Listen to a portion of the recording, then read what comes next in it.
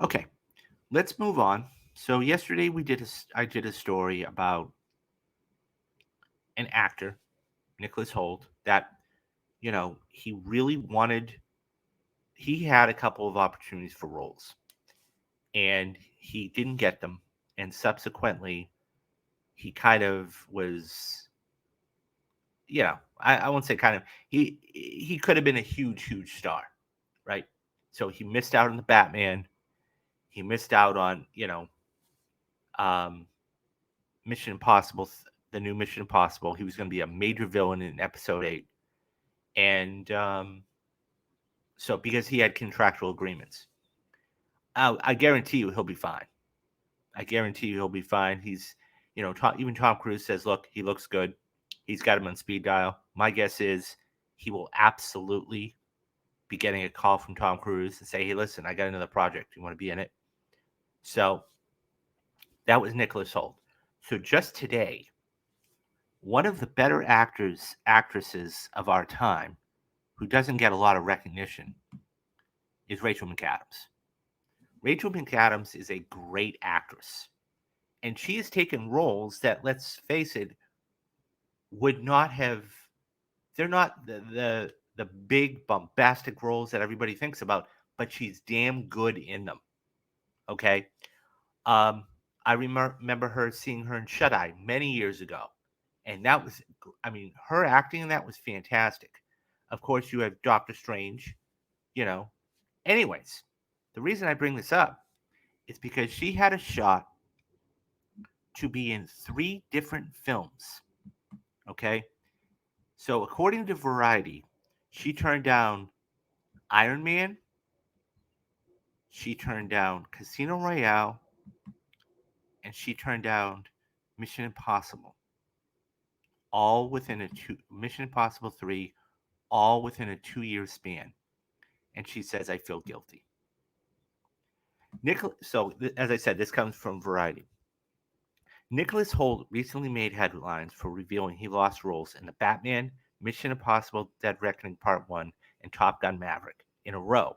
But that's nothing compared to the A-list projects Rachel McAdams consecutively turned down in the mid-aughts.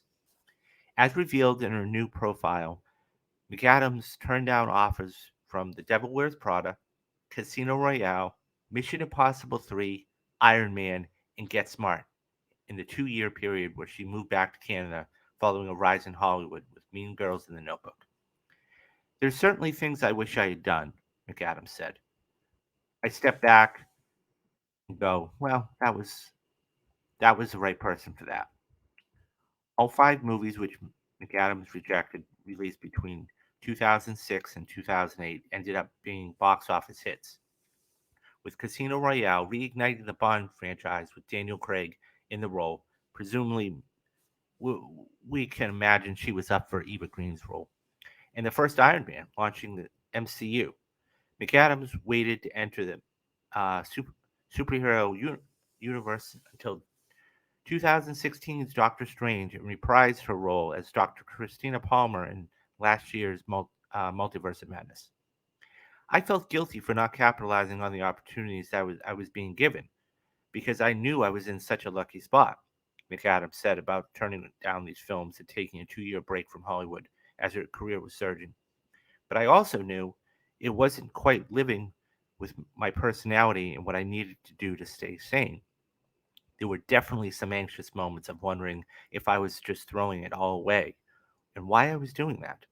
It was taking years to understand what it's taken years to understand what I intuitively was doing wrong.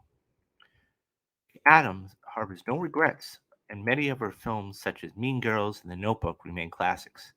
Mean Girls is currently getting the musical treatment for a new film based on Tina Fey's Tony winning Broadway adaptation. Renee Rapp is stepping in the roles of McAdams' character, Regina George, after playing the part on Broadway. I don't see a way to shoehorn us in, McAdams said about cameoing in the musical film. If Tina can figure it out, I'm there for sure. McAdams' next feature is the Judy Blume's adaptation, Are You There, God? It's Me, Margaret, opening in theaters April 28th from Lionsgate. McAdams has had these interactions often, as the interest in her early film careers never waned, especially for Mean Girls enters production for its third iteration, a big screen adaptation of the movie's musical treatment. There's certainly something like I wish I'd done that, but she says there's certainly things like I wish I'd done that, but the success of these projects, she says, makes us think twice about the potential casting. I step back and go, that was the right person for that. Of what ultimately became a 2 year break, McAdams said, I felt guilty for not capitalizing on the opportunities that I was being given because I knew I was such a lucky spot. But I also knew it was um, but I also knew it wasn't quite living with my personality and what I need to stay sane. There were definitely some. Okay, so basically, this is the same quote. So let's talk about this real quick. I think that the thing is, you have to do what's right for you. Okay, and if she turned down these roles, then she turned down the roles. She had to do what was right for her at the time. And I think that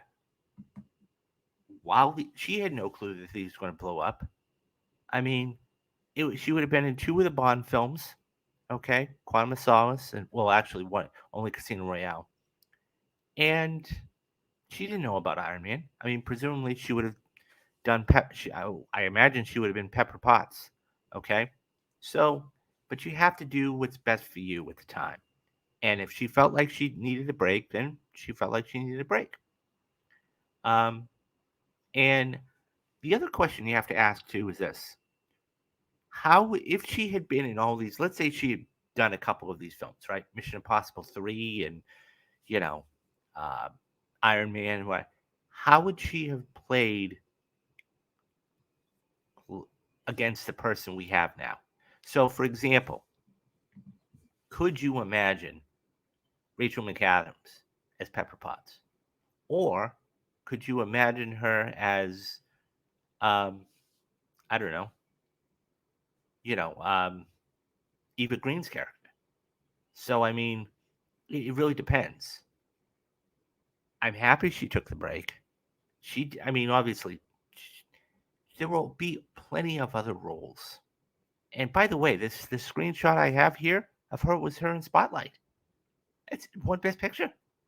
I mean, so let's not. Her performance in Spotlight was amazing. She's been in movies like Red Eye and everything else, Doctor Strange. So she was in the MCU, just not in the biggest capacity. Yeah, you have regret about something, but you don't know how big it's going to be, right? You just don't. You know it's a decent role, but you don't know how big it's going to be. I think that the fact that she did turn down these roles, and the fact that I couldn't imagine her playing Pepper Potts, or Eva Green not being Eva Green's. So I think she did the right thing. And let's face it, money is money. You can always make money. It's a matter of how your mentality is and staying sane and everything else.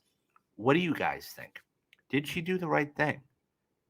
Do you think she should feel regret for it? And my last question to you guys today is, could you imagine Rachel McAdams playing Pepper Potts, or being in Casino Royale, or Mission Impossible 3, or any of those other roles? Let me know your thoughts down in the comments. I'll get back to everybody.